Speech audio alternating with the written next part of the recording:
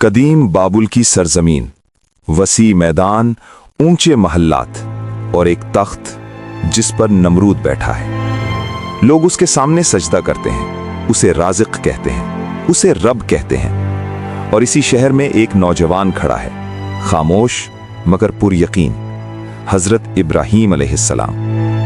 वो कहते हैं, मेरा रब वो है जो जिंदा करता है और मारता है। नमरूद हंसता है, दो कैदी बुलाता है, एक को कत्ल करता है, एक को छोड़ देता है। कहता है, मैं भी जिंदगी और मौत देता हूं। हजरत इब्राहीम अलैहिस्सलाम बहस नहीं बढ़ाते, एक जुमला कहते हैं, अल्लाह सूरज को मशरिक से निकालता है, तुम उसे मगरिब से निकाल दो। खामोशी। नमरूद लाजवाब। ये वो लम्हा था जब तकब्बुर को पहली चोट लगी। एक दिन शहर खाली है, ईद का दिन। हजरत इब्राहीम अलैहिस्सलाम बुतों के मंदिर में दाखिल होते हैं, हाथ में कुल्हाड़ा। एक एक बुत टूटता है सिवाय सबसे बड़े के। कुल्हाड़ा उसके कंधे पर। लोग वापस आते हैं, गुस्सा, शोर, हंगामा। सवाल होता है, ये किसने किया? जवाब मिलता है, इब्राहीम ने।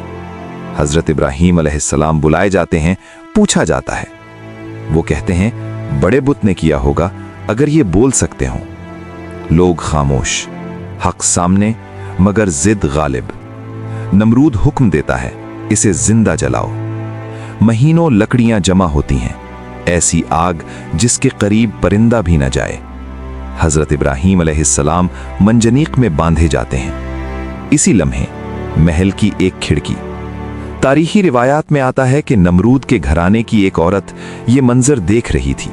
कुरान इसका नाम नहीं लेता, मगर तारीख इस नजर को महफूज रखती है।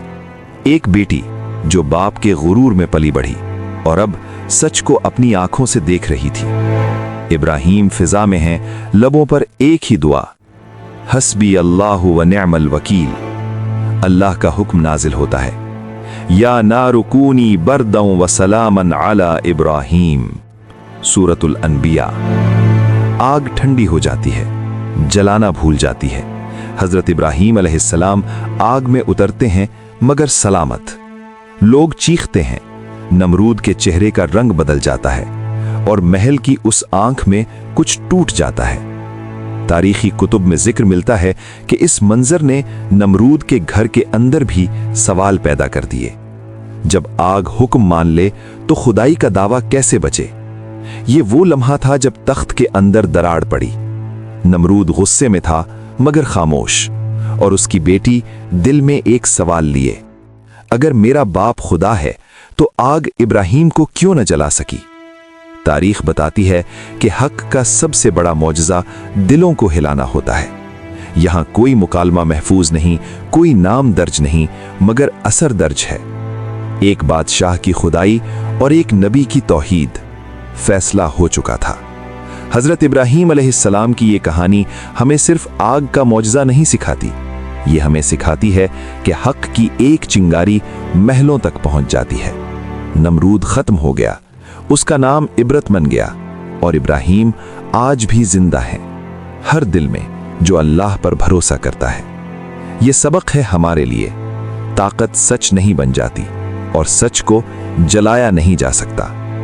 अगर ये कहानी आपके दिल को छू गई हो तो इसे याद रखें और तौहीद को थामे रखें, क्योंकि अल्लाह की मदद आग को भी हुक्म दे सकती है।